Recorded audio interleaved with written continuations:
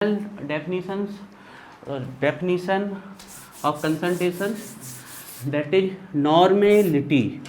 आइए normality,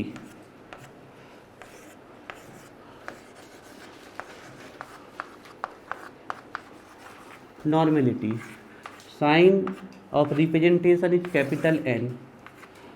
देखिए हाँ जो भी नंबर की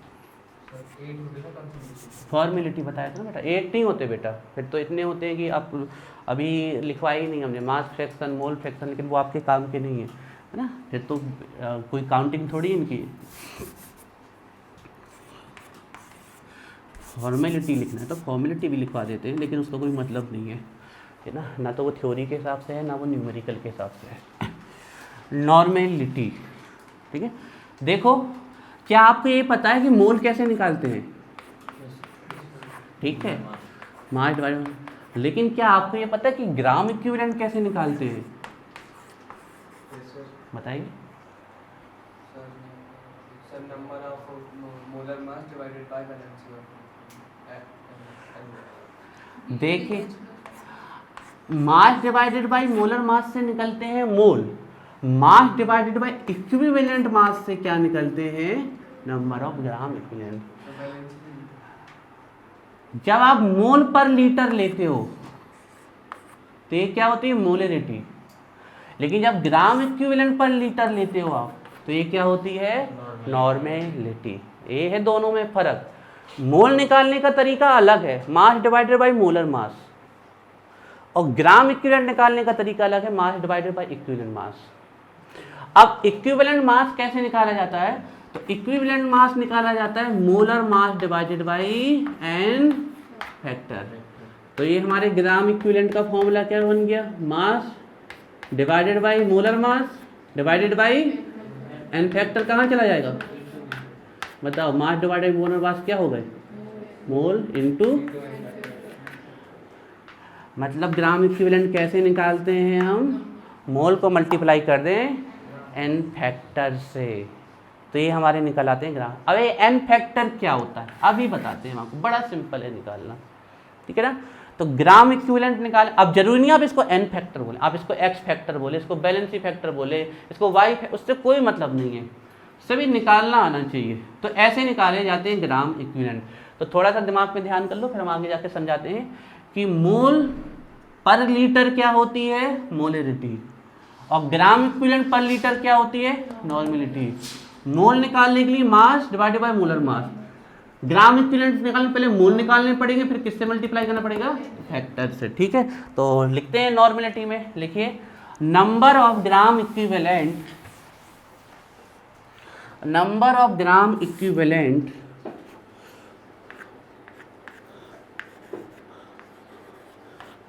number of gram equivalent, equivalent सही से लिखिए और गलत मत लिखना, ठीक है। ये लिख दिया हमने, EQUIVALENT, number of gram equivalent किसके? जल्दी बोलो भाई, किसके? सल्यूट के ऊपर क्या रहते हैं? सल्यूट के, solute. Present in number of gram equivalent of solute present in per liter, present in per liter, पर लीटर मतलब कितना लीटर? 1 लीटर या 1000 ml। Number of gram equivalent of solute present in per litre of solution, पर litre of solution, पर litre of solution is called normality of solution, is called normality of solution, is called normality of solution, ठीक है। चलिए अब आपको इसके concept समझाते हैं। फिर अब कल खूब सारे न्यूमेरिकल्स करने हैं हमें, बहुत अच्छे अच्छे, पूरे जितने भी कंसंट्रेशन टर्म्स पढ़ी है ना। चलिए देखिए, तो कोई दिक्कत? चलिए स्पष्ट बोलिए करो, कहीं कोई दिक्कत हो तो नॉर्मेलिटी इक्वल हो जाएगा gram equivalent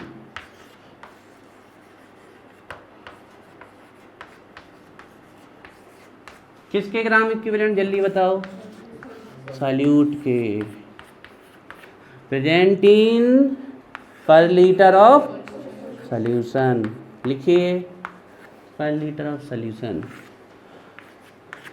this is called normality, number of gram equivalent of solute present in per litre of solution is called normality of solution. ठीक है, यूनिट लिखते हैं नॉर्मेलिटी की, बताओ भाई, gram equivalent per litre, this is the unit of normality, gram equivalent per litre. इसी को बोलते हैं नॉर्मल, जैसे मोलर था वैसे ही नॉर्मल। अब कहीं मोलर लिखा आ जाए मतलब मोल पर लीटर, कहीं मोलर लिखा आ जाए मतलब मोल पर केजी, और कहीं नॉर्मल लिखा आ जाए मतलब ग्राम इक्विवेलेंट पर लीटर। ठीक है, अभी इनको हम बताते हैं कैसे। अच्छा, इसकी एक डेफिनेशन एक और हो सकता था फॉर्मूला, देखिए यहीं पर लिख देते हैं, ग्राम इक्विवेलेंट, लीटर की जगह क्या आ सकता है, क्यूबिक डेसीमीटर, है ना, बिकॉज 1 लीटर इक्वल होता है 1 क्यूबिक डेसीमीटर। तो ग्राम इक्विवेलेंट पर क्यूबिक डेसीमीटर, या डेसीमीटर को ऊपर ले जाइए तो डेसीमीटर इनवर्स 3, 3 यूनिट हो सकती हैं इसकी, जिसमें से ये वाली बहुत कमी हुई होती है, ये दोनों फेमस हैं।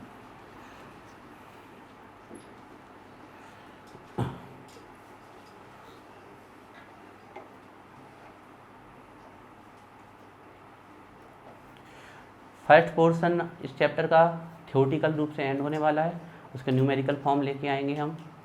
फिर इसके सेकंड में आएंगे कोलिगेटिव प्रॉपर्टीज, जो कि काफ़ी बड़ा टर्म है, और फिर उसके बाद थर्ड टर्म में आएंगे मॉन्टहॉफ फैक्टर, और फिर फोर्थ टर्म में आएंगे हेनरी लॉ। ठीक है, अब इसको आगे लेके चलते हैं। ठीक है, इसी को देखिए आगे चलते हैं। ठीक है, नॉर्मेलिटी इक्वल ग्राम इक्विवेलेंट कैसे निकाले जाते हैं, ध्यान रखिएगा। ग्राम इक्विवेलेंट, वो वाला फॉर्मूला बाद में लिखेंगे, पहले ये वाला लिखते हैं। तो ग्राम इक्विवेलेंट निकाले जाते हैं आपके मास डिवाइडेड बाई इक्विवेलेंट मास, ऐसे निकाले जाते हैं। तो ग्राम इक्विवेलेंट किसके हैं, सॉल्यूट के, तो मास भी किसका होगा, सॉल्यूट का, और इक्विवेलेंट मास भी किसका होगा, सॉल्यूट का। क्लियर है बात, ये formula clear. Number of gram equivalent की जगह क्या रख देंगे, मास डिवाइडेड बाई इक्विवेलेंट मास, ऐसे ही निकालते हैं हम, मास डिवाइडेड बाई इक्विवेलेंट मास। किसके इक्विवेलेंट है, सॉल्यूट के, तो सॉल्यूट का ही मास और सॉल्यूट का ही इक्विवेलेंट मास। अभी सिंपल तरीका बता देंगे इसको कैसे निकाले जाते हैं, तो फॉर्मूला डिजाइन कर रहे हैं। ठीक है ना, और वॉल्यूम ऑफ सॉल्यूशन किस में होना चाहिए, लीटर में। अगर लीटर में नहीं है तो किस में रखना पड़ेगा हमें, ml में अगर दिया गया तो किससे डिवाइड करना पड़ेगा, 1000 से। तो वॉल्यूम ऑफ सॉल्यूशन अगर आपको ml में दिया गया है, ml में ध्यान रखिए, सॉल्यूशन का ऊपर लिखा हुआ है ml में दिया, 1000 से डिवाइड करेंगे तो ऊपर कितना आ जाएगा, 1000। नेक्स्ट चीज देखिए, इक्विवेलेंट मास कैसे निकाला जाता है, molar mass divided by n factor, या इसको बैलेंसी फैक्टर बोलते हैं आप, है ना। तो देखिए अभी हम आपको नंबर ऑफ ग्राम इक्विवेलेंट निकालने का सिंपल तरीका बता देंगे, मोल इंटू n फैक्टर कर लीजिए। ये तो अभी फॉर्मूला बना रहे हैं, इसके लिए कर रहे हैं। तो normality equal mass of solute, equivalent mass की जगह क्या रख दें, molar mass, n factor, equivalent mass किसका है, सॉल्यूट का, तो मोलर मास भी किसका होगा, सॉल्यूट का, और n फैक्टर भी किसका, सॉल्यूट का ही होगा। तो यहाँ लिख दिया हमने मोलर मास ऑफ सॉल्यूट, और n फैक्टर नीचे तो कहाँ चला जाएगा, ऊपर। तो ये हमने लिख दिया यहाँ पर n फैक्टर, यहाँ लिख देते हैं साइड में। ठीक है, ये लिख दिया हमने यहाँ पर n फैक्टर। ठीक है, nf। अब यहाँ से क्या बचा हमारा, वॉल्यूम सॉल्यूशन का किस में है, मिलीलीटर में। और यहाँ क्या रखा हुआ है हमारा 10 क्यूब 10 की पावर 3 या 1000 लीटर। तो ये बन गया नॉर्मलिटी। अब थोड़ा देखो आप लोग, एक मिनट आपका टेंशन चाहेंगे। ए और A n factor, mass divided by molar mass और एन फैक्टर, ये क्या लिखे हैं? ग्राम इक्विवेलेंट लिखे है ना ये। तो ए क्या लिखा है? मोल, और ए क्या लिखा है? N factor.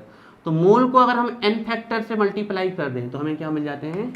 ग्राम इक्विवेलेंट मिल जाते हैं। अब इसका सिंपल फॉर्मूला लिख देंगे, पहले इतना नोट करिए, ठीक है? हमें दोनों आने चाहिए ना, पहला इतना लिख लीजिए। एक एक चीज क्रिस्टल क्लियर होनी चाहिए,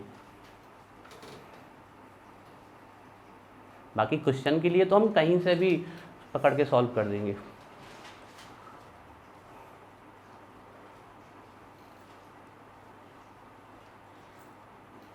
और ये एन फैक्टर आपको बताते हैं कैसे निकालें, बिल्कुल परेशान नहीं होना है, ठीक है? एक छोटी सी चीज़ हम आप लोगों से पूछेंगे तब तक, तो इसमें मदद करेगी महक हमारी। बताओ महक, मोलरिटी क्या होती है? Number of moles of solute present in per litre of solution. और आगे चलते हैं, मोल्स कैसे निकालेंगे? मास ऑफ सॉल्यूट और मोलर मास ऑफ सॉल्यूट, है ना? Molar mass of solute.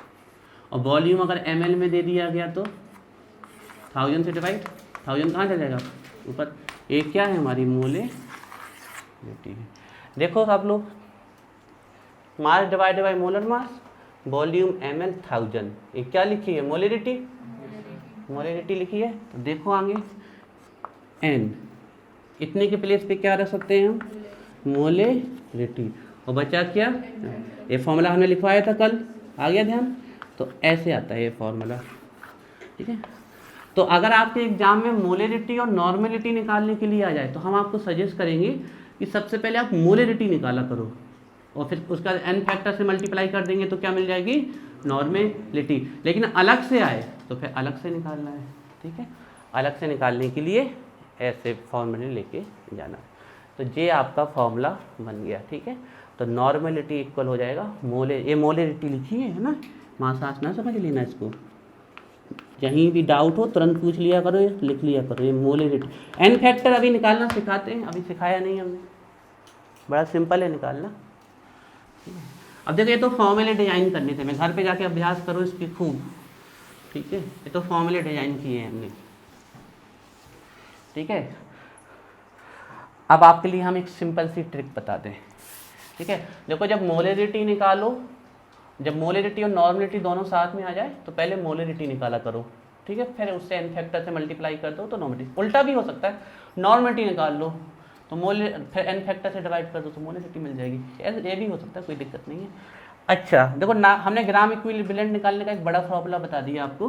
Gram equivalent निकालने के लिए हम क्या निकाले? Mass divided by equivalent mass, और फिर मास और इक्विवेलेंट मास मतलब molar mass divided by N factor, that is gram equivalent of mole into N factor, यही होता है। तो ग्राम इक्विवेलेंट ऐसे निकाल लेते हैं, है ना? इसको हम साइड में लिख देते हैं, आप लोग भी कहीं लिख लीजिए, उतना बड़ा कौन याद रखेगा। तो ये सिंपल सा तरीका है ग्राम इक्विवेलेंट निकालने का, हम आपको सिंपल सा तरीका बताते हैं। तो ग्राम इक्विवेलेंट आप कैसे निकाल लोगे? मोल इनटू एन फैक्टर, ये निकला है ग्राम इक्विवेलेंट। क्वेश्चन सॉल्व करने का तरीका बता रहे आपको। अब आगे आपके एग्जाम में नॉर्मेलिटी, आप घंटे पर फॉर्मूला याद कर रहे हैं, फॉर्मूला थोड़ी याद करें। ए ऊपर क्या निकालने हमें? ग्राम इक्विवेलेंट, ग्राम इक्विवेलेंट निकालने हैं ना, तो बताओ ये क्या लिख दिए हमने? बस खत्म। और नीचे वॉल्यूम सोल्यूशन का किस में चाहिए? ये नॉर्मेलिटी खत्म, इतने सारे फॉर्मूले की कोई ज़रूरत ही नहीं है, ये खत्म नॉर्मेलिटी, एक सेकंड में। बात समझ में आई? तो नॉर्मेलिटी निकालने के लिए हम सीधे क्या निकालेंगे? ग्राम इक्विवेलेंट, और फिर क्या निकाल लेंगे? वॉल्यूम सोल्यूशन का लीटर में, और नॉर्मेलिटी खत्म हमारी, ठीक है?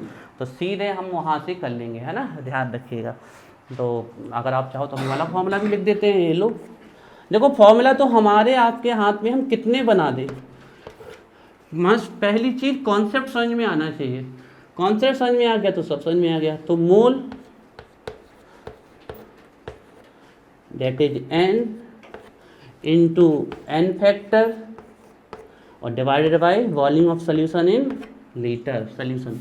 ये हो गई आपकी नॉर्मेलिटी क्वेश्चन सॉल्व करने, बड़ा सिंपल तरीका सा। हमारा मानना ये है कि कॉन्सेप्ट अगर आपको समझ में आ गया तो फिर आपको सब समझ में आ गया। ऐसे निकाल देंगे। अब कुछ फॉर्मूले और बनाने हैं, तो ये फॉर्मूले अब हम नहीं बनाएंगे, सिफा बताएगी हमें, क्योंकि हम क्या है ना एक बार लिखवाते थे फिर भूल जाते हैं। सिफा थोड़ी मदद कर देगी तो याद आ जाएगी। चलो ठीक है, तो इसमें से हम कहेंगे ये फॉर्मूला याद तो पूरा ही करना है, शॉर्टकट की तो कोई है ही नहीं, ध्यान रखें पूरा पढ़ना है, ठीक है। और फिर ये वाला तो है ही, या फिर मेन फॉर्मूला याद रखो, ठीक है, कॉन्सेप्ट याद रखो, सीधी सी बात है। तो अब हम नेक्स्ट फॉर्मूला बना रहे हैं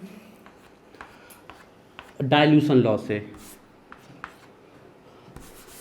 बताओ डाइल्यूशन लॉ से फॉर्मूला बताओ नॉर्मेलिटी का, शिफा। हाँ बोलो, डाइल्यूशन लॉ से नॉर्मेलिटी का फॉर्मूला बताओ। हाँ आप अभी पूछ लें, पहले हम शिफा से पूछ लें। बताओ मोलरिटी का डाइल्यूशन लॉ से क्या था फॉर्मूला? M1V1 M2 V2। तो नॉर्मेलिटी का क्या हो जाएगा? N1V1 equal to V2। हाँ चलो शिफा को याद आ गया, ठीक है। ये हो ठीक, तो ये आफ्टर डाइल्यूशन ना, अच्छा बिफोर, थोड़ा थोड़ा भूलने लगी कहीं। फिर अब क्या करें, मेमोरी धीरे धीरे करके लॉस हो रही है, कुछ आइडिया तो गई। बादाम उससे आ जाएगी। अच्छा बादाम खाएंगे और याद पढ़ेंगे नहीं तो याद हो जाएगा, तो बादाम खाएंगे। हाँ उसके लिए क्या थोड़ी बता दो। सोना है और बादाम खाना है, ठीक है। और कुछ, और क्या करना है? अच्छा सोना है, पढ़ना है और बादाम खाना है, और खाना छोड़ देगा।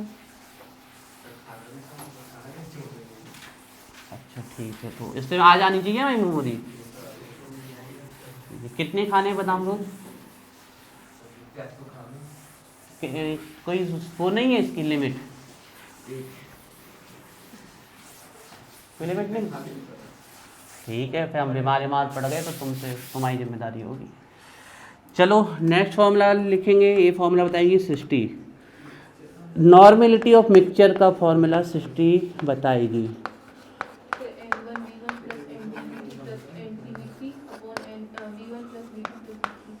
Okay okay, normality of mixture, तो नॉर्मेलिटी ऑफ मिक्सचर का formula N1 V1 plus N2 V2 dash upon जितने V1 यहाँ है ना, ये हो गया नॉर्मेलिटी ऑफ मिक्सचर। हाँ इन्फिनाइट तक नहीं जाना है बेटा, लिमिट ही रहती है। हाँ आपको 2 से ज़्यादा नहीं मिलेंगे, ज़्यादा से ज़्यादा 3 मिल जाएंगे, 4 से ज़्यादा कभी नहीं मिलेंगे। ठीक है, अब आपको हम एन फैक्टर निकालना सिखाते हैं, वो आपके कॉन्सेप्ट ख़त्म। और फिर हम कल आपको फॉर्मेलिटी भी लिखवा देंगे हम कल, लेकिन हम आपको पहले बता दें फॉर्मेलिटी को बिल्कुल कोई ज़रूरत नहीं है। मोलरिटी पढ़ ली मतलब आपने फॉर्मेलिटी पढ़ ली, फिर भी हम आपको लिखवा देंगे, लिखवाने में क्या जाता है। ठीक है, आपकी सभी कंसंट्रेशन टर्म्स जितनी की आपको ज़रूरत पड़नी है, सभी कंसंट्रेशन टर्म्स आपकी कॉपी में लिखे हुए हैं, आपको कल बिल्कुल अच्छे से याद करके आना है एक एक कंसंट्रेशन टर्म्स, क्योंकि कल हम न्यूमेरिकल स्टार्ट करेंगे इस पोर्शन के, और जिसका कंसंट्रेशन टर्म्स स्ट्रॉन्ग है तो हमारा प्रोमिस है आप लोगों से, उसके लिए चैप्टर बहुत आसान हो जाने वाला है आगे। ठीक है, तो अब आपको एन फैक्टर का कॉन्सेप्ट और समझा दें हम। एन फैक्टर, क्योंकि बिना एन फैक्टर के तो नॉर्मेलिटी सॉल्व भी नहीं हो सकती, तो एन फैक्टर कैसे निकाल, इसको एग्जाम में अगर लिखना है तो नॉर्मेलिटी यहाँ पर बाइंड अप कर देनी है, इससे ज़्यादा नहीं लिखनी है नॉर्मेलिटी हमें। ठीक है, इसका एन फैक्टर का कॉन्सेप्ट बताते हैं आपको कैसे निकालते हैं।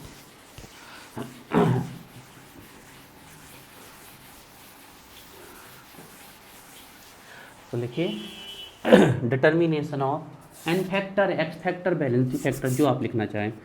तो हेडिंग बनाइए, डिटर्मिनेशन ऑफ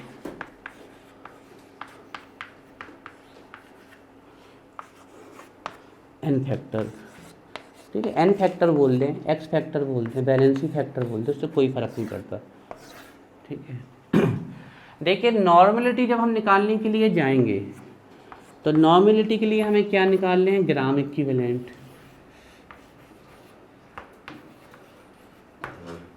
पर लीटर सॉल्यूशन में, और ग्राम इक्विवेलेंट निकालने के लिए हमें क्या चाहिए, मोल, और क्या चाहिए, एन फैक्टर। किसी भी फॉर्मूले से आप जाओगे, आप नॉर्मलिटी तब तक नहीं निकाल सकते जब तक आपको क्या नहीं पता, एन फैक्टर। तो देखिए बिल्कुल बच्चों जैसा कॉन्सेप्ट है। अगर आप अपनी बुक्स वगैरह देखेंगे तो पता नहीं इसको इतना टिपिकल बना के रखा, बिल्कुल नाम मात्र का कॉन्सेप्ट है एन फैक्टर। हाँ 2-4 एक्सेप्शन जरूर आते हैं, वो हमें याद रखने पड़ेंगे। तो सबसे पहले हम निकाल रहे हैं N factor for acid, for acid. अगर कहीं आपको एसिड दिख जाए तो उसका एन फैक्टर कैसे निकालते हैं, तो एसिड का एन फैक्टर निकालना बड़ा आसान है। एसिड का एन फैक्टर होता है equal to H ion equal to H ions can get release. जितने एच आयन रिलीज होंगे उतना इसका एन फैक्टर होगा। एग्जाम्पल से करते हैं कॉन्सेप्ट को क्लियर। बताओ HCl का एन फैक्टर कितना होगा, बहुत बढ़िया। HCl, HF, HI, HBr, इन सब के एन फैक्टर कितने होंगे, 1। क्लियर है बात, क्योंकि एक एच आयन रिलीज करेंगे।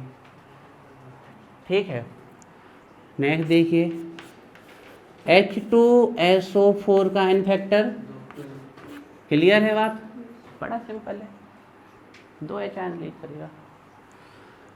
HNO3 का एन फैक्टर कितना होगा, 1 ही होगा, इसके ही जैसा होगा। अब थोड़ा इसका बताओ, एसिटिक एसिड का एन फैक्टर, एसिटिक एसिड का 4, और कोई 1 इज राइट। देखिए हमने बताया ना जितने एच आयन हैं उतना नहीं, जितना रिलीज कर सके उतना। तो ये तो सभी एच एच, एक कार्बन वाले एच रिलीज नहीं होते हैं क्योंकि इन दोनों की इलेक्ट्रोनेगेटिविटी में बहुत कम डिफरेंस है। इसकी होती है 2.1 और इसकी होती है 2.4, तो ये खींच ही नहीं पाता बॉन्ड के इलेक्ट्रॉन, तो एच नहीं निकल पाता। लेकिन यहाँ जो COOH पड़ा है, इसकी इलेक्ट्रोनेगेटिविटी 2.1 और इसकी 3.5, तो ये बॉन्ड के इलेक्ट्रॉन खींच लेता है, तो ये बॉन्ड टूट जाता है और एच आयन निकल जाता है। तो ये सिर्फ ए वाला एच आयन निकालता है, ध्यान रखिएगा, ए वाला। ठीक है, तो इसका एन फैक्टर 1 होता है। ठीक है, याद रखना है। ठीक है, कोई देखो जब तक पता नहीं, अब मान लो पहली क्लास का कोई क्वेश्चन पूछ लो आप हमसे, हमने उसके बारे में कभी सुना ही नहीं, तो नहीं बनेगा, उसमें कौन सी बड़ी बात है। कार्बन हमेशा नहीं, कार्बन हाइड्रोजन रिलीज कर सकता है जब उसके साथ मोर इलेक्ट्रोनेगेटिव एलिमेंट जुड़ा है।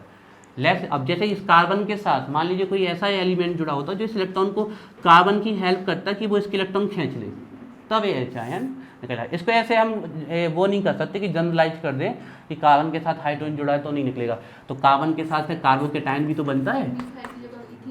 हाँ नहीं, वहाँ एक कॉन्सेप्ट नहीं आता। एक कॉन्सेप्ट जब इलेक्ट्रोनेगेटिव एलिमेंट होगा तब, जैसे कार्बोकेटायन बनता है तो हाइड्रोजन रिलीज करता है कार्बन, लेकिन वो अलग केसेस हैं। अभी हम एसिड की बात कर रहे हैं। ठीक है, ये हो गया। अब ये 3 जो सबसे इंपॉर्टेंट जो बच्चों को फंसाते हैं वो है ये 3 फॉर्मूले, इनके एन फैक्टर बताओ। H3PO4, this is phosphoric acid, या इसी को बोलते हैं ऑर्थोफॉस्फोरिक एसिड। पूरे आपको फॉस्फोरस के ऑक्सो एसिड हम लाइन से लिखवाएंगे। ठीक है, H3PO4, H3PO3, this is phosphorous acid.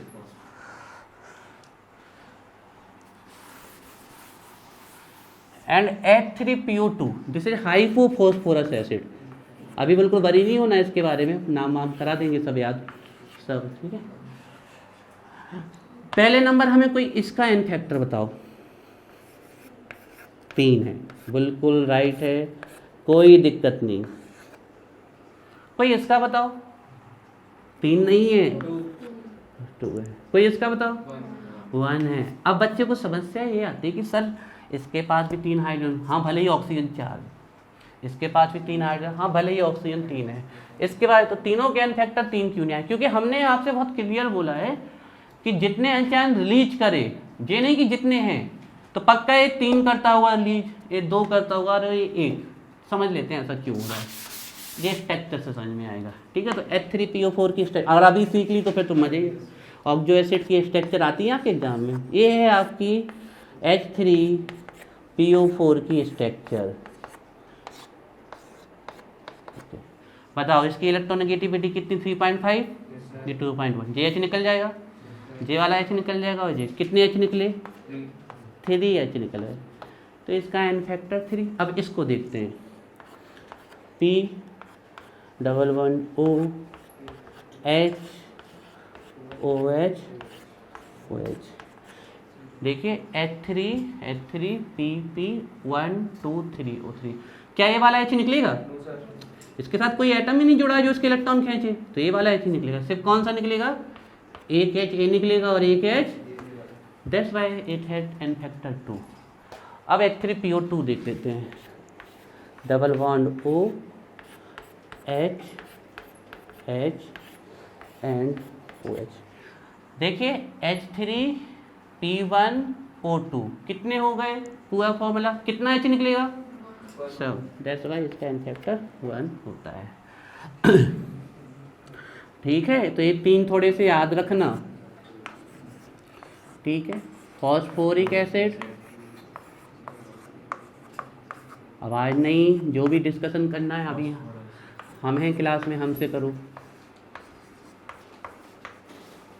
Phosphorous acid, ठीक है, और ये हाइपोफॉस्फोरस एसिड, हाइपो। अब इसके बाद कल करेंगे, ठीक है, और एन फैक्टर आपको कल सिखाएंगे क्योंकि अब दूसरे बच्चे भी आने वाले हैं ना। हाइपोफॉस्फोरस एसिड, ठीक है। हम आपसे उम्मीद करते हैं और आप लोग उम्मीद पे उनको खरा उतरना। कल ये डेफिनेशन ऐसे याद होने चाहिए जैसे आपको ABCD याद है। हाँ, जो समझ में नहीं आए उसको आप रोज देखो, पूछने में कभी भी हम कुछ नहीं कहेंगे, लेकिन डेफिनेशन और 2 क्वेश्चन के आंसर जिससे जितना बने लिख के लाइएगा, ठीक है। कोशिश करिएगा, हमारे लिए आपकी कोशिश मायने रखती है। तो कल हम खूब सारी न्यूमेरिकल्स करेंगे, तो आप लोगों को बिल्कुल सभी डेफिनेशन रट के आ जानी है। जब भी हम बोले रट के, मतलब समझ के याद करना है, वो एक अलग चीज़ है। कोशिश ही नहीं की, वो एक गलत बात है। हाँ, क्यों राज नहीं लाए लिख के? कहाँ है? लेकिन आंसर अभी पता नहीं सही है कि गलत है, या बहुत अच्छे लिखी। ठीक है, तो हम इस पर कल डिस्कस करेंगे, ठीक है। आज नहीं करते हैं उस पर डिस्कस। जो हमने आपको 2 क्वेश्चन दिए थे उनके आंसर हम कल देखेंगे। आज वैसे ही बहुत सारी चीज़ों में, एक तो उनको डांटने फटकारने में समय लग गया ऐसे, ठीक है। फिर आप लोगों को एक छोटी सी बात बताई, तो थोड़ा सा हल्का सा रिवीजन। तो अब हमारे पास थोड़ा सा समय बचा है क्योंकि आज 12th वाले जल्दी आ जाएंगे, उनका पेपर है। आप भी 12th हो, वो फर्स्ट बैच है, मतलब आपका लास्ट ईयर वाला बैच है। तो अब हम सीधे पढ़ाई पे आते हैं, फिर कल देखते हैं जो बना नहीं बना, ठीक है। पूछ लिया करो जो भी डाउट हो, पूछने पे कभी कोई नहीं है ना। पूछने पे अगर किसी दिन हम डांटें या मारें तो आप समझ लेना कि उस दिन हम टीचर नहीं हैं, है ना। तो पूछ लिया करो, कहीं भी कोई दिक्कत है तो। एन फैक्टर बेस के लिए, ठीक है ना। तो एन फैक्टर बेस के लिए उतना ही होगा जितने वो OH आयन कैन रिलीज।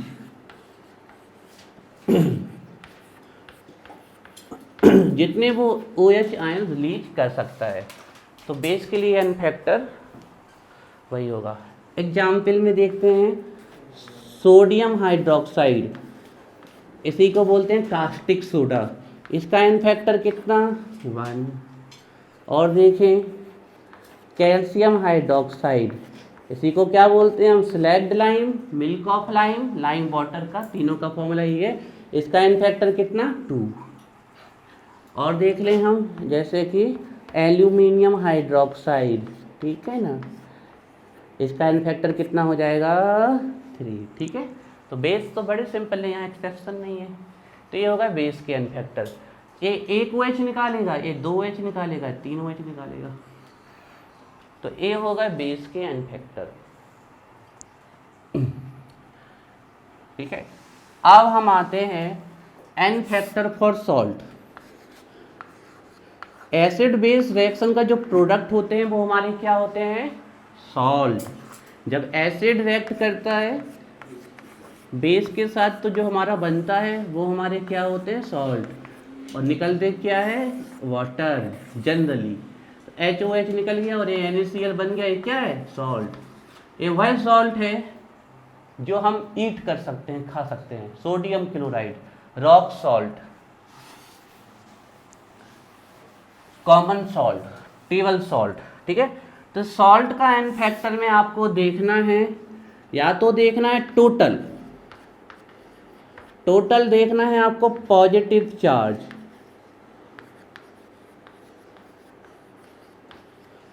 और आपको टोटल देखना है नेगेटिव चार्ज, ठीक है ना। या तो पॉजिटिव देख लीजिए या नेगेटिव। देखिए जो सॉल्ट होता है ना वो न्यूट्रल होता है, न्यूट्रल। इसका रीजन ही है कि उसमें जितना पॉजिटिव होता है उतना क्या होता है, नेगेटिव होता है। तो आप या तो पॉजिटिव चार्ज देख लीजिए या नेगेटिव चार्ज। आपको सिर्फ चार्ज का नंबर लिखना है, चार्ज के साथ नहीं लिखना है कि आप लिख दे +1 +2, सिर्फ नंबर लिखना है। फॉर एग्जाम्पल कोई NaCl का एन फैक्टर पूछ ले तो आपको पता है जब ये टूटेगा तो क्या देगा, Na पॉजिटिव।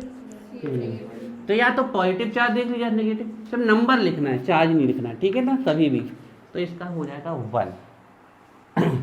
जैसे हम देख ले CaCl2, तो ये टूटेगा तो कैल्शियम आयन कितने देगा, 1 +2 का, और Cl आयन कितने निकलेंगे, 2 - 1 के। अब या तो आप टोटल पॉजिटिव देख लीजिए या टोटल नेगेटिव, तो टोटल पॉजिटिव 2, टोटल नेगेटिव 2, तो एन फैक्टर 2, है ना।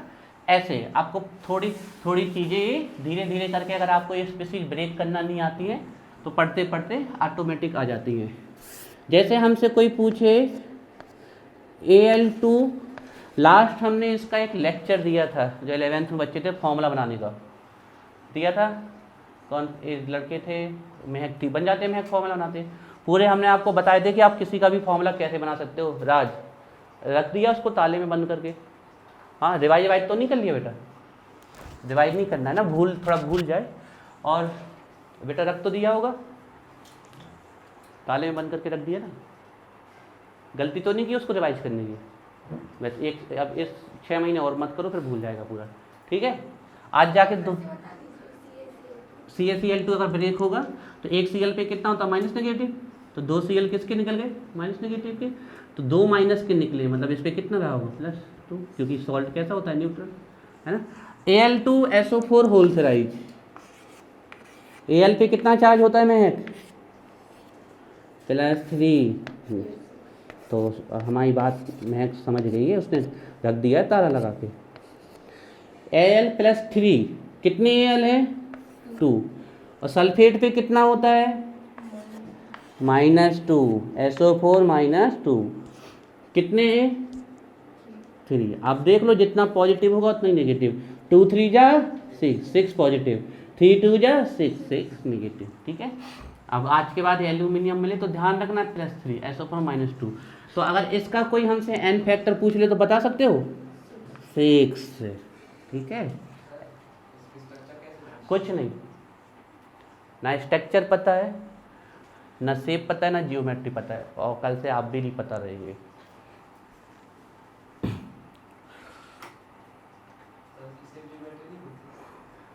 कौन हो भैया, सॉरी का समय निकल गया बेटा। अरे भैया तुम्हें अब लेट होने की कोई चांस ही नहीं है। आपको अभी भी अंदर से ऐसा फीलिंग आ रही है क्या कि हम आपको एंट्री दे देंगे?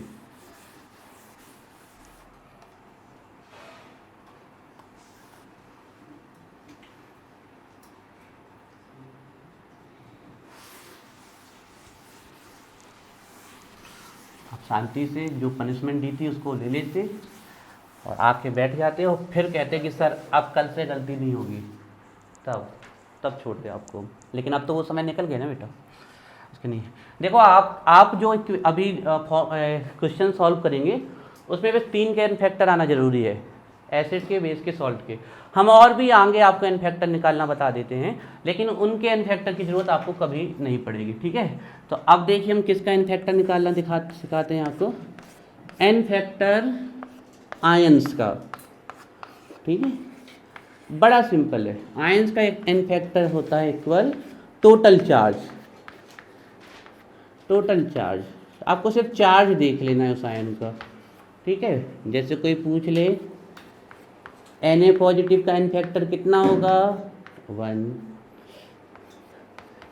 Al+3 का कोई एन फैक्टर पूछ ले तो कितना होगा 3, SO4-2 का एन फैक्टर कितना होगा 2, है ना। सिर्फ टोटल चार्ज देख लेना है। किसका, हाँ आयन आपको सिंगल दिया जाएगा, 2 आयन दिए तो डबल कर दो, तो कुछ प्रोसेस है सिंपल। मार्क सभी पहने, चलो अच्छे हैं बच्चे। इनकी नहीं पड़ेगी जरूरत आपको पूरा ध्यान लगाना है एसिड बेस और सॉल्ट के एन फैक्टर निकालने में, ठीक है। ये हो गया आयंस का एन फैक्टर, ठीक है। इसके बाद अगर हम एलिमेंट का एन फैक्टर देख लें, एलिमेंट्स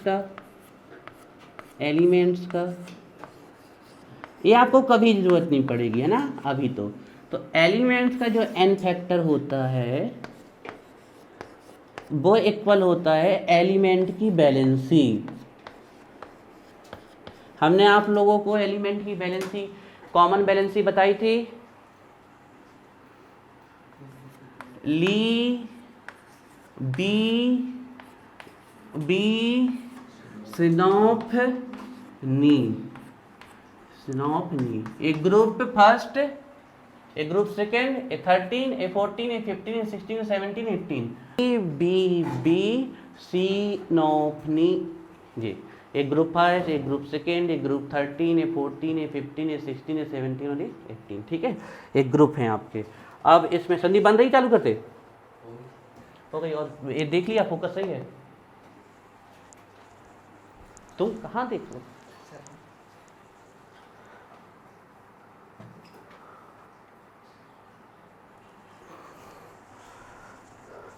ठीक है, तो अब अगर ये बैलेंस इलेक्ट्रॉन होते हैं, तो जब तक बैलेंस इलेक्ट्रॉन आपके 4 या 4 से कम हो तो उनकी बैलेंसी वही होती है। तो इसकी बैलेंस इलेक्ट्रॉन भी 1 और बैलेंसी भी 1, 2 2 3 3 4 4। लेकिन अगर 4 से ज़्यादा बैलेंस इलेक्ट्रॉन हो जाए तो बैलेंस इलेक्ट्रॉन को किससे माइनस करना पड़ता है 8 से। तो 8 - 5 इसकी बैलेंसी कितनी 3, 8 - 6 2, 8 - 7 1, 8 - 8 0, इसीलिए तो ग्रुप 18 को 0 ग्रुप कहते हैं। तो बैलेंसी की इक्वल होती है। तो जैसे नाइट्रोजन की कोई एन फैक्टर पूछे तो कितना आएगा 3 आएगा, कोई ऑक्सीजन का पूछ ले तो एन फैक्टर कितना आएगा 2, ठीक है। ऐसे आपको इन सब में भी परेशान नहीं होना है ना, ये आपको कहीं भी आपको ना न्यूमेरिकल में कहीं परेशान नहीं करेंगे अभी, ठीक है। ये तो 11th के कॉन्सेप्ट है, ठीक है। जिसको ये वाली अगर किसी को फॉर्मूला बनाने की वीडियो चाहिए तो हम सेंड कर देंगे, ले लेना आपने। ऑक्सीडेशन स्टेट की भी एक वीडियो बनाई थी हमने, बहुत बेहतरीन वीडियो बनी है वो। ये बैलेंस इलेक्ट्रॉन है, ये बैलेंस इलेक्ट्रॉन है। इसका 1 होता है, इसके 2 होते हैं, इसके 3 होते हैं, इसके 4 होते हैं, इसके 5 होते हैं, इसके 6 होते हैं, इसके 7 होते हैं, इसके 8 होते हैं, ठीक है। बैलेंसी नाइट्रोजन की कितनी होगी 3। बैलेंसी मतलब कितने बॉन्ड बना सकता है वो, तो नाइट्रोजन कितने बॉन्ड बना सकता है 3, नॉर्मल 3, बाकी तो 4 तक बना लेता है। 5 बैलेंस इलेक्ट्रॉन है तो बैलेंस इलेक्ट्रॉन 5 है, लेकिन बैलेंसी कितनी होगी 3, बॉन्डिंग कितनी बना सकता है 3। उसका रीजन है पीछे हमने हाइब्रिडाइजेशन में बताया था, तो उस पर भी डिस्कस नहीं करते, फिर मेन टॉपिक में आते हैं, ठीक है। तो ये हो गया बैलेंस इलेक्ट्रॉन। अब लास्ट देखिए आप, लास्ट रिडॉक्स रिएक्शन की एन फैक्टर, ठीक है। रिडॉक्स रिएक्शन के लिए एन फैक्टर, रेडॉक्स मतलब जिसमें ऑक्सीडेशन भी हो एंड रिडक्शन भी हो, है ना, ऐसी रिएक्शन को बोलते हैं रेडॉक्स, जिसमें ऑक्सीडेशन प्लस रिडक्शन दोनों हो, ऑक्सीडेशन भी हो एंड रिडक्शन भी हो। अच्छा, ऑक्सीडेशन से मतलब आपको देखिए कई प्रकार के ऑक्सीडेशन की डेफिनेशन है, addition of oxygen, addition of electronegative element, removal of hydrogen, बहुत। लेकिन आपको ये सब कोई ऑक्सीडेशन की रिएक्शन जानने की जरूरत नहीं है, आपको सिर्फ एक ध्यान रखना है कि ऑक्सीडेशन का मतलब है यहाँ पर आपको रिमूवल ऑफ इलेक्ट्रॉन, अगर कहीं इलेक्ट्रॉन निकल रहे हैं तो वो क्या होगा, ऑक्सीडेशन। और रिडक्शन का मतलब है गेनिंग ऑफ इलेक्ट्रॉन, अगर कहीं इलेक्ट्रॉन गेन हो रहे हैं तो वो होंगे आपके तो रिमूवल ऑफ इलेक्ट्रॉन,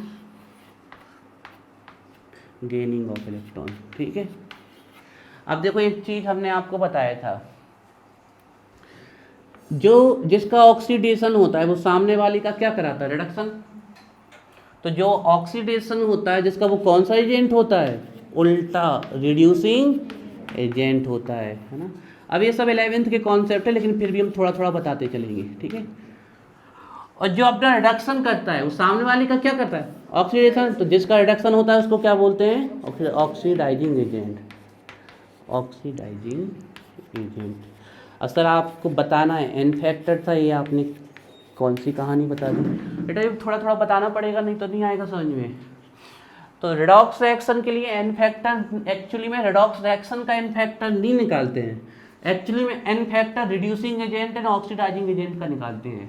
तो अब आपको जब तक ऑक्सीडेशन रिडक्शन नहीं पतेगा तो रिड्यूसिंग ऑक्सीडाइजिंग एजेंट कैसे पता होगा।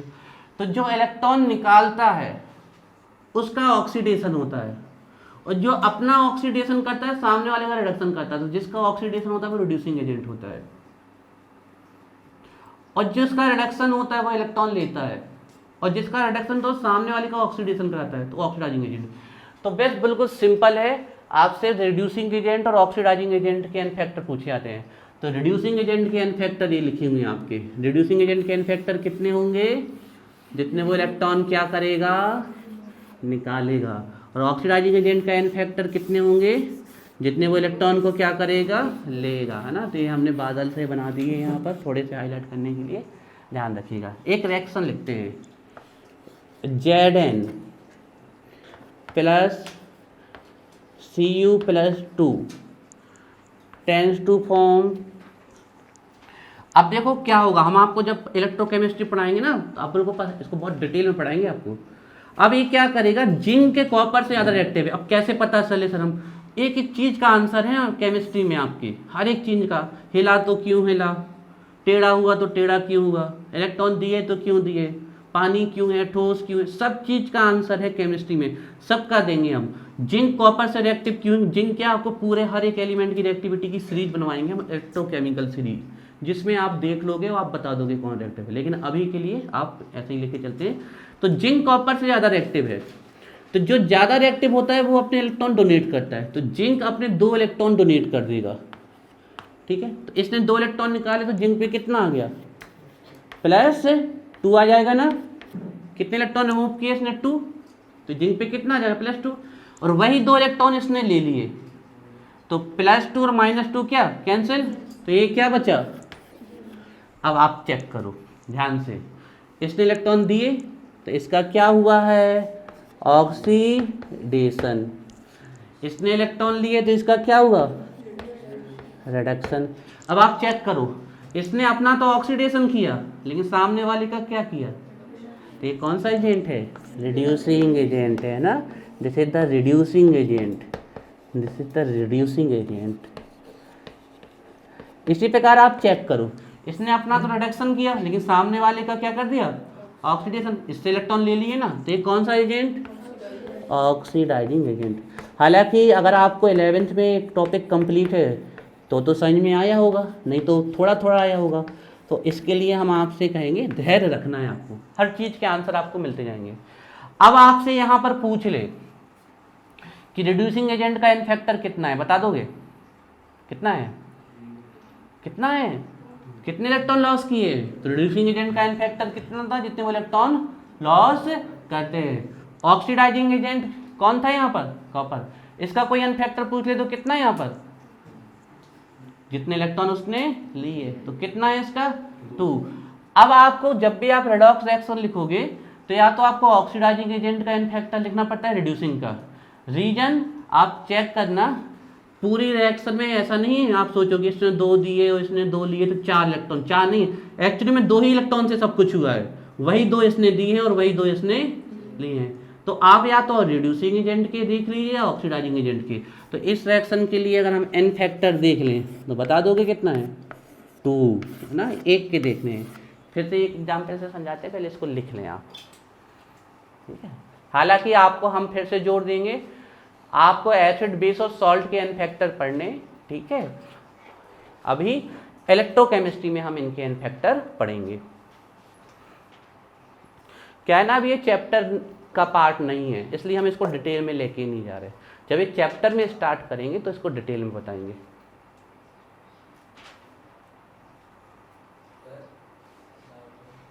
क्या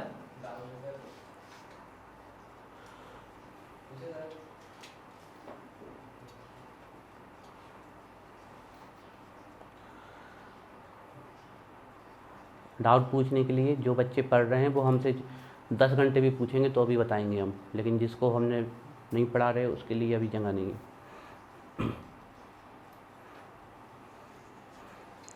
एक रिएक्शन और लिखते हैं, ठीक है, आप लोग बताना उसका एन फैक्टर, ठीक है, फिर न्यूमेरिकल्स करते हैं।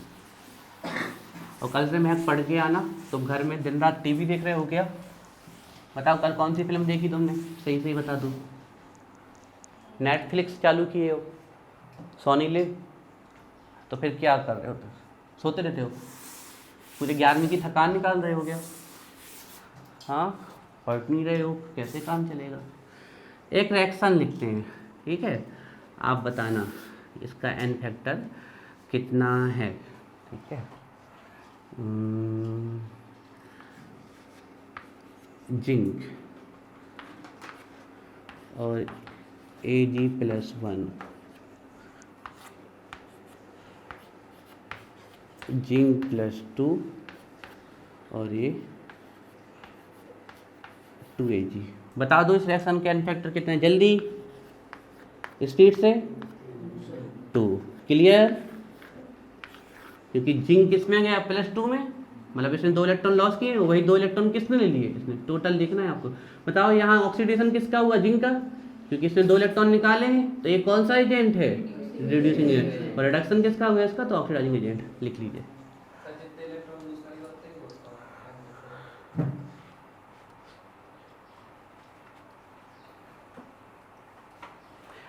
चिंता नहीं करनी है बच्चों, है ना, बिल्कुल भी आ जाएंगे, हमें पता है बहुत बच्चों को अभी ये थोड़े थोड़े समझ में आए होंगे, तो चिंता नहीं करनी, एक प्रोसेस है, आपको अपने आप समझ में आ जाएंगे कुछ दिनों में, ठीक है। अब हम अपने ये हमने आपको बता दिए, ऐसे ही छोड़ भी सकते थे, लेकिन हमने कहा चलो बच्चों के दिमाग में थोड़ा सा डाल दें। आपको एसिड बेस और सॉल्ट के एन फैक्टर आने चाहिए, ठीक है। देखो वैसे फॉर्मेलिटी आपके सिलेबस में नहीं है, ठीक है। और आपने आपको एक चीज़ बताया था कि अगर आप मोलरिटी ही देख लोगे तो मोलरिटी किसके इक्वल हो जाएगी? आपके फॉर्मेलिटी के इक्वल हो जाएगी आपकी मोलरिटी की, ठीक है। लेकिन फिर भी हम आपको थोड़ा सा बता देते हैं, कोई बच्चों को ऐसा ना लगे कि अरे हमें फॉर्मेलिटी, आप मोलरिटी से फॉर्मेलिटी के न्यूमेरिकल लगाओगे ना तो पूरे न्यूमेरिकल हो जाएंगे आपके, ये बात आपको ध्यान रखनी है। चलिए, तो फॉर्मेलिटी की डेफिनेशन और हम लिखवा देते हैं और फिर न्यूमेरिकल पोर्शन में आते हैं। तो नंबर 8, यस,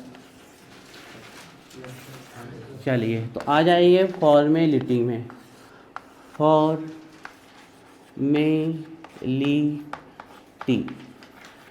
इसका सिंबल होता है कैपिटल F, ठीक है।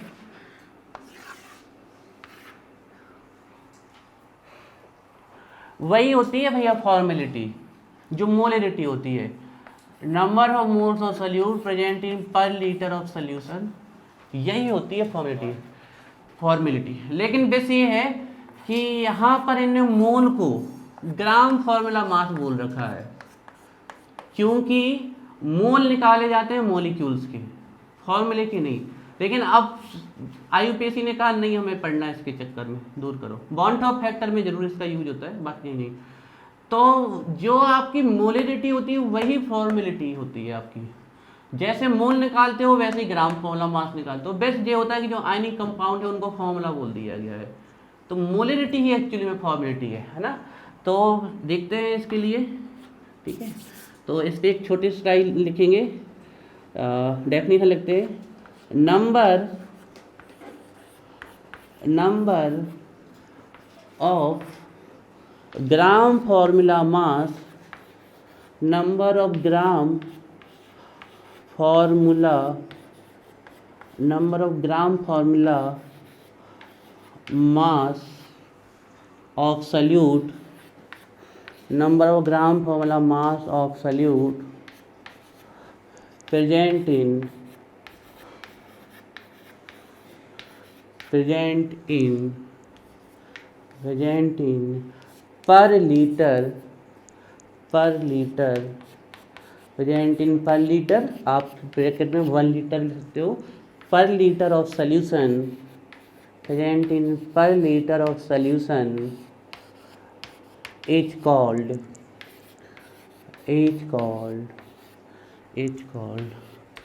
formality of solution,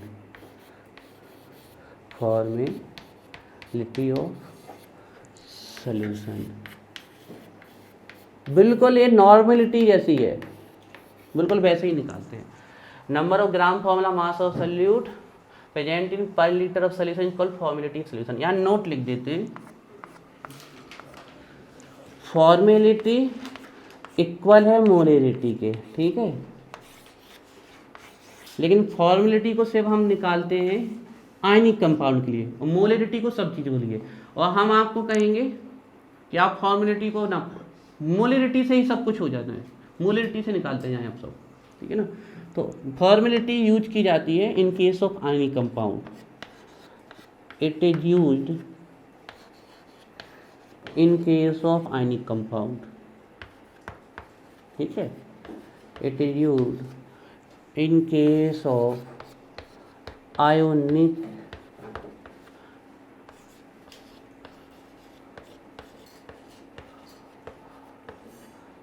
कंपाउंड, है ना। जैसे कि जितने भी आपके सॉल्ट हैं, है ना, सॉल्ट जैसे NaCl, KCl, है ना ये। लेकिन हमने लिखवा दी लिखवाने के लिए, लेकिन हम तो आपके सिलेबस में भी नहीं है, मोलरिटी से काम हो जाना है, ठीक है। फॉर्मूला बना देते हैं जल्दी से फॉर्मेलिटी का, बिल्कुल सेम फॉर्मूला है जो नॉर्मेलिटी का होता है,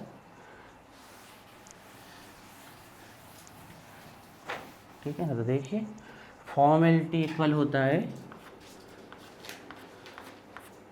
ग्राम फॉर्मूला मास, हाँ मास्क पहने देना बेटा जिसको भी स्नीजिंग हो रही है, फॉर्मूला मास सल्यूट, ठीक है, और पर लीटर सॉल्यूशन,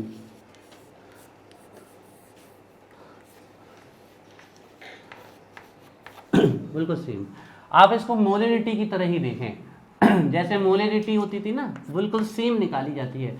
अब जैसे मोल निकालते थे वैसे ही ग्राम फॉर्मूला मास निकाला जाता है, बिल्कुल सेम। तो देखिए फॉर्मेलिटी इक्वल, मोल कैसे निकालते थे, मास डिवाइडेड बाय मोलर मास, ठीक है ना। तो ऐसे ही निकालोगे, मास डिवाइडेड बाय मोलर मास।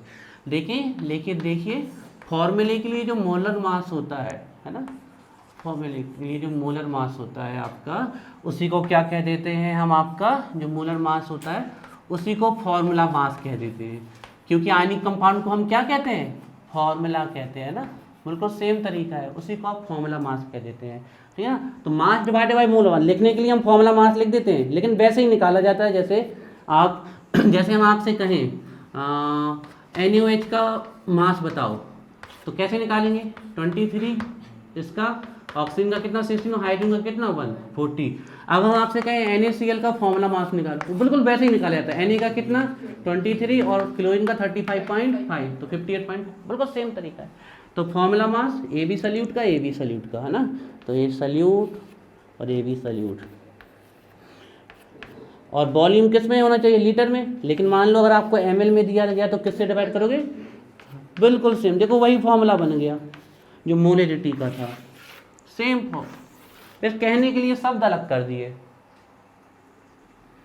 ठीक है, अब इससे ज़्यादा इस पर डिस्कस नहीं करते, आगे आते हैं अपने क्वेश्चंस में।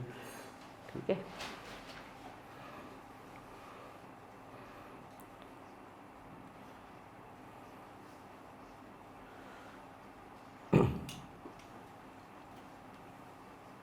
फॉर्मूला मास वैसे ही निकाला जाता है मोलर मास। ठीक है, आपके लिए नोट करके यहाँ पर हिंट, बिल्कुल है ना, ये जैसे मोलर मास निकालते हो ना, बिल्कुल वैसे ही निकाला जाता है फॉर्मूला मास। ग्राम फॉर्मूला मास मतलब मास डिवाइडेड बाई मोलर। क्या है ना, आप लोग अभी अभी 12th में आए हो, तो आप लोगों को तो बहुत सिंपल है 12th। आप लोग सिर्फ रेगुलर पढ़िए, आप में से हर एक बच्चा 98-99% ला सकता है। सिर्फ रेगुलर पढ़ाई की आदत डालिए। 12th की पूरी केमिस्ट्री के नोट्स बेस बने बनाए अगर आपको हम दे दें, हम पूरी केमिस्ट्री 1.5 महीने में आपको याद करा सकते हैं 12th की।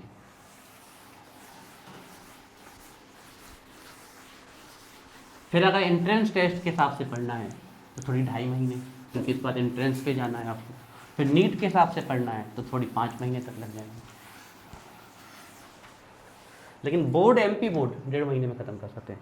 ठीक है, चलिए, तो हमारे कंसंट्रेशन टर्म्स हो गए। हम एक बार आपको कंसंट्रेशन टर्म्स रिवाइज कराते हैं, फिर न्यूमेरिकल्स पोर्शन में आते हैं। हमने कंसंट्रेशन टर्म्स जब स्टार्ट किया था तो हमने कहा था कि हम सल्यूट के मास को किस में निकालेंगे, सॉल्यूशन के मास में निकालेंगे, हमने ये कहा था। फिर हमने मास परसेंटेज पढ़ा, तो मास सल्यूट, मास सॉल्यूशन 100।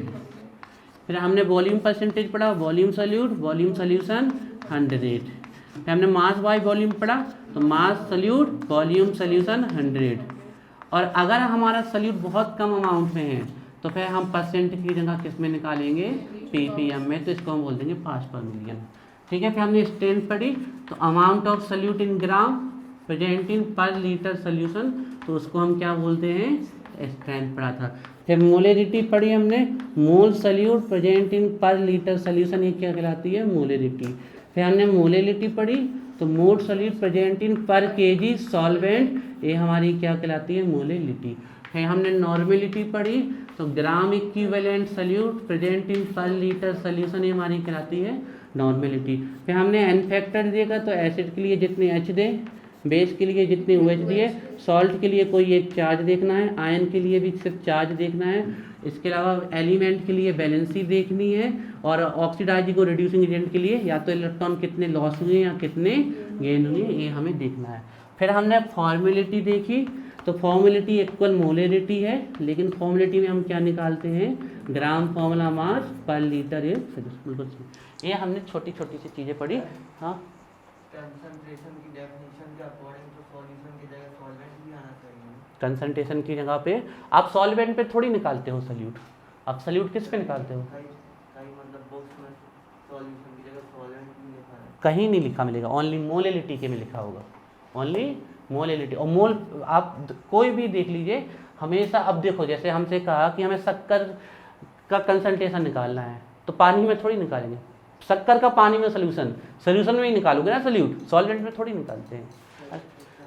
एक ही डेफिनेशन है जिसमें आपको सॉल्वेंट मिलेगा, नीचे मोलिटी, बाकी किसी में भी नहीं होगा ना। शायद हमने लिखा है concentration of a solution is the amount of solute present in a given amount of solvent और solution, given amount of solvent और सोल्यूशन। तो सॉल्वेंट के लिए वो एक डेफिनेशन है मोलेलिटी, बाकी सब में किसमें, सोल्यूशन।